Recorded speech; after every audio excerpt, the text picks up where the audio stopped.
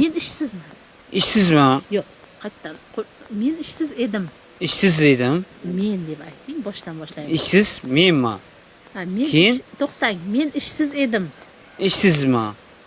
Men ishsiz edim. Men degan gapni qo'shing. İşsiz mi?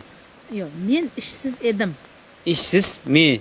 Ko'rib turganingizdek, bu bolada yaqqolgina nutqiy xotiralarida muammo bor. Ataylab qilayotgani yo'q.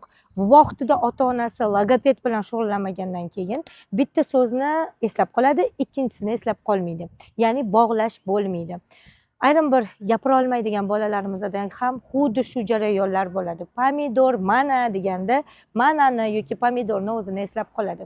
Qarabsizki, u taqlid qilib ham grammatikalarni, so'zlarni qo'shib gapirishni o'rgana olmaydi. Azizlarim, vaqtida farzandingizga qarasangiz, albatta bunaqangi muammolar yuzaga kelmaydi. Bu videoni qo'yishimizdan maqsad kimnidir ustidan kulish emas, ya'ni bolani vaqtida qaralmasa, yosh katta bo'lganda ham shu holatlar kuzatilishi mumkin degan ma'noda qo'yildi.